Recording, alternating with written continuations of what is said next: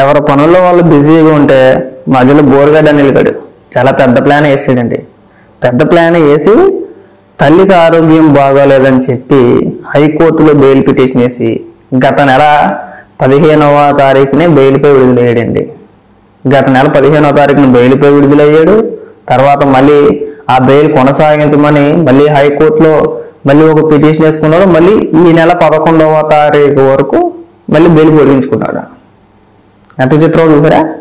అయితే వార్తాపత్రికల్లో వచ్చిన కథనం ప్రకారం ఈనాడు, ఆంధ్రజ్యోతి 2 పత్రికల్లోనూ కూడా వార్త వచ్చింది. ఒకసారి మ్యాటర్ ఏంటనేది పూర్తిగా చదివినిపిస్తాను చూడండి. మాయమైపోయాడు, బోరుగడ్డ అనేది గ్రేట్ ఎస్కేప్, బెయిల్ కోసం హైకోర్టుకే బురుడి, తల్లి అనారోగ్యం పేరుతో హైకోర్టుకు, గత నెల 15వ తేదీన ఆయనకు బెయిల్, రాజమండ్రి జైలు నుంచి గుట్టుగా విడుదల, బెయిల్ పొడిగింపు కోసం మళ్ళీ హైకోర్టుకు, తల్లికి చెన్నై అపోలోలో చికిత్స చేయించాలని గుంటూరు డాక్టర్ పేరుతో సర్టిఫికెట్, ఈ నెల 11 వరకు బెయిల్ పొడిగించిన కోర్టు, చివరికి అది ఫేక్ సర్టిఫికెట్ గా నిర్ధారణ, Borugadda Anil phone switch off, ఎక్కడున్నాడు ఏమైపోయాడు, 11వ తారీఖు సాయంత్రం జైలు కొట్టాడు రాడే. ఒకవేళ రాకపోతే కనుక ఇది ఒక మళ్ళీ కేసు అవుద్ది. ఒకవేళ నిజంగా 11వ తారీఖు సాయంత్రంలోగా జైలు సూపరింటెండెంట్ అధికారి వద్ద హాజరు కాకపోతే అదొక పెద్ద కేసునే బోరు పెట్టా. చాలా పెద్ద మ్యాపే వేసాడు. చివరికి బెయిల్ కోసం వాళ్ళ అమ్మగారు చావు బతుకుల్లో ఉన్నారు, చనిపోబోతున్నారు, చాలా క్రిటికల్ పొజిషన్లో ఉన్నారు, ఇప్పుడు నేను వెళ్ళకపోతే చచ్చిపోతారు, ఖచ్చితంగా వెళ్ళాలని చెప్పేసి అని ఒక ఫేక్ సర్టిఫికేట్ పోలీసులు వెళ్ళి అసలు ఈ సర్టిఫికేట్ నిజమా కాదా అని చెప్పేసి అని ఒకసారి వెళ్ళి ఎంక్వైరీ చేస్తే అసలు అలాంటి సర్టిఫికేట్ ఏది మేము ఇవ్వలేదు, అసలు వాళ్ళ తల్లి మా దగ్గర అలాంటి ట్రీట్మెంట్ కూడా చేయించుకోలేదని చెప్పేసి అని హాస్పిటల్ యాజమాన్యం క్లియర్గా చెప్పిందంట. చెప్పేటప్పుడు మళ్ళీ హోటాహోటని బాబు కూడా ఎక్కడ ఉన్నాడు ఏంటి పరిస్థితి అంటే ఫోన్ ఇచ్చారు, పరారి. సరే ఎక్కడ పోతాం, మహా అయితే దేశం దాటితే పోవు, ఉంటే ఏపీలో ఉండాలా, లేదంటే చెన్నైలో ఉండాలా, లేదంటే ఢిల్లీలో ఉంటావు, అంతేనా. ఇది తిరిగినా 11వ సాయంత్రం వరకు 11వ తారీఖు సాయంత్రం లోపు నువ్వు రాజమండ్రి రావాల్సిందే, జైలు దగ్గర రావాల్సిందే, రాకుండా పోలేవు. ఒకవేళ రాలేదు అంటే కనుక ఇప్పటి వరకు నీ పైన ఏదైతే కేసులు ఉన్నాయో వీటిని అన్నిటికంటే ఇది పెద్ద కేసు అవుద్ది, ఇది మెయిన్ కేసు అవుద్ది. బాగా గుర్తుపెట్టుకో, నేను రాలేను ఏవో వద్దులే అని నువ్వు అనుకున్నావు అనుకో, దానికన్నా పెద్ద కేసు ఇదే వద్దు అబ్బాయి. తర్వాత నువ్వు 4 ఏళ్ళు ఉంటావు, 3 ఏళ్ళు ఉంటావు, ఆ తర్వాత నేను ఇస్తుంది చాలా పెద్ద మ్యాప్ వేసేసి ఎవరికి తెలకుండా వాళ్ళ పిల్లలు ఉన్నారు కదా అని చెప్పేసి అని. ఆయన బెయిల్ కోసం మీ అమ్మగారిని అడ్డం పెట్టుకోడు, వెట్రసి రాగ్గానా పెద్ద తోపు తురుగుగానే చెప్పుకుంటాం కదా మనం. అయినా విచిత్రం ఏంటంటే ఇక్కడ బెయిల్ రాచ్చినట్టు ఎవరికి తెలియలా. నాకు ఆల్రెడీ డౌట్ వచ్చింది, నేను ఆల్రెడీ కొంతమందిని అడిగాను కూడా. అప్పుడే అడిగితే లేదు లేదు అలాంటిది లేదు అని చెప్పేసి అన్నారు. నాకు ఎవరో ఒక అతను ఫోన్ చేసి చెప్పాడు ఇలా బెయిల్ వచ్చినట్టుంది అని చెప్పేసి అని. సరే కన్ఫర్మేషన్ కోసం కొంతమందిని అడిగితే లేదు లేదు అలాంటిది రాలేదు అన్నారు. కానీ ఇవాళ వార్త చూసిన తర్వాత కన్ఫర్మ్ నిజంగానే బెయిల్ వచ్చింది అడిగి. కానీ ఎవరికి తెలియదు బెయిల్ వచ్చినట్టు, రిలీజ్ అయినట్టు.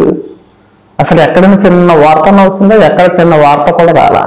ఆ సర్టిఫికేట్ ఫేక్ అని తేలిన తర్వాత బయటకు వచ్చింది, కానీ ఇప్పటి వరకు బయటకు వెళ్ళదంటే అడిగి ఎంత బాగా మేనేజ్ చేశారు ఒకసారి అర్థం చేసుకోండి. అదో వ్యవస్థల్ని చక్కగా ఎక్కడ తెలియకుండా గుడి చప్పుడు కాకుండా మూడో వ్యక్తికి తెలియకుండా బెయిల్ వచ్చింది, బెయిల్ నుంచి బయటకు వెళ్ళాడు, అటు నుంచి ఎస్కేప్, మళ్ళీ వస్తాడా రాడా అని తెలియదు. ఒకవేళ వస్తే మంచిది, రాకపోతే ఆడికి చొక్కలు ఇప్పించేస్తారు. ఒకవేళ నువ్వు రాకపోతే ఒక పక్కన హైకోర్టును మోసం చేసినట్టు వచ్చింది, మరొక పక్కన బెయిల్ నిబంధనలు ఉల్లంఘించినట్టు వచ్చింది. అదొకటి ఫేక్ సర్టిఫికేట్ ఒకటి, ఇదొకటి. అండ్ నిన్ను ఈసారి దొరికితే మామూలుగా చెక్కారు, నిన్ను చింతపండు చెక్కినట్టు చెక్కేస్తారు. బాగా గుర్తుపెట్టుకో ఆ మాటని. ఆ 11వ తారీఖు సాయంత్రం లోపు నీకు బెయిల్ ఎప్పటి వరకు ఉందో ఆ రోజు రాజమండ్రి జైలుకి వచ్చి అది నీకే మంచిది. లేదు నేను రాను అని పెచ్చ పెచ్చ మాటలు మాట్లాడి అంటే వ్యాసాలు వేసేవనుకో, ఏముందలే మనం బయటే ఉన్నాం కదా, ఓ 4 వేలు ఇటు పెట్టి పారిపోయి తర్వాత వస్తే తర్వాత సంగతి తర్వాత అనుకుంటే కనుక నీ ఇష్టం ముందు కాపాడలేడు. ఇప్పుడు నీ మళ్ళీ కొత్తగా కేసులు నమోదవుతాయి, ఎరగ కోర్టును మోసం చేసావో ఫేక్ సర్టిఫికేట్ తోటి, దీనిపైన కూడా కేసులు నమోదయ్యే అవకాశాలు ఎక్కువే. అది దృష్టిలో పెట్టుకొని మనం మర్యాదగా వచ్చేస్తే బాగుంటుంది. లేకపోతే కనుక అది నీ ఊహకే వదిలేయాలి. అది బాగా గుర్తుపెట్టుకో. బెయిల్ వచ్చేసింది, బయటికి వెళ్ళిపోయాం అని సంబరపడిపోకూడదమ్మా. అది తెలివితేటలు చూడండి.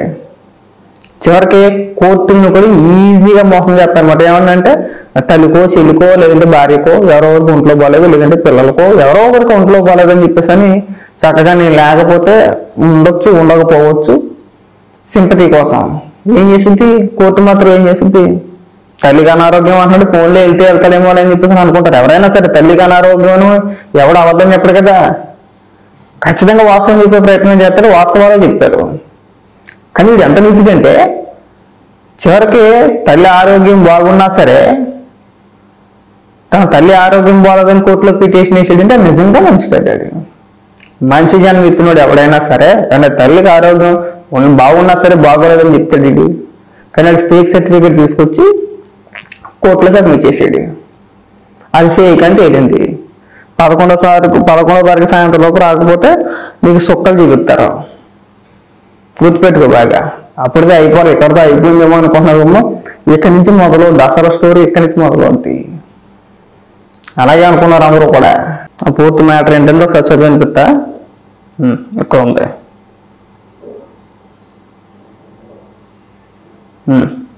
అప్రమత్తమై ఆరా తీసిన పోలీసులు. అనిల్ కుమార్ తల్లి పద్మావతి చెన్నై ఆసుపత్రిలో చికిత్స పొంది ఫిబ్రవరిలోనే డిశ్చార్జ్ అయ్యారని తెలుసుకున్న పోలీసులు మధ్యంతర బెయిల్ పొడిగించారని మార్చి 1న అనిల్ పిటిషన్ ఎందుకు దాఖలు చేశాడు, అసలు వారు ఎక్కడ ఉన్నారని ఆరా తీయడం ప్రారంభించారు. మధ్యంతర బెయిల్ ఉత్తర్వులను పరిశీలించిన పోలీసులు పద్మావతి ఆరోగ్యానికి సంబంధించి గుంటూరు లలిత ఆసుపత్రి వైద్యులను సంప్రదించారు.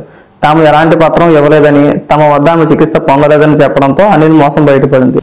తాము ఎలాంటి సర్టిఫికేట్ జారీ చేయలేదని ఆసుపత్రి చీఫ్ పివి రాఘవ శర్మ పోలీసులకు వాంగ్మూలం ఇచ్చారు. దీంతో అనంతపురం, గుంటూరు జిల్లా పోలీసులు 2 రోజుల నుంచి బోరిగడ్డ అనిల్ ఎక్కడ ఉన్నారని ఆరా చేస్తున్నారు. తప్పుడు మెడికల్ సర్టిఫికేట్లతో న్యాయస్థానాన్ని మోసగించిన అనిల్ వ్యవహారాన్ని హైకోర్టు దృష్టికి తీసుకెళ్లాలని పోలీసులు భావిస్తున్నారు. ఈ వ్యవహారంలో మరో కేసు నమోదయ్యే అవకాశం కూడా ఉంది. ఖచ్చితంగా నమోదవుద్ది. నమోదైతే నీకు మళ్ళీ చెక్కేస్తారా, చాలా పెద్ద తప్పు చేసావు.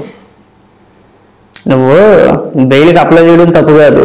నువ్వు ఫేక్ సర్టిఫికేట్లు ఇచ్చి కోర్టును మోసం చేసి పరారీలో ఉండి పారిపోయి ఈ పిచ్చి పిచ్చి చేస్తాలో పిచ్చ డ్రామాలు వేస్తే నీకు మామూలుగా ఉండదు. గుర్తుపెట్టుకో బాగా.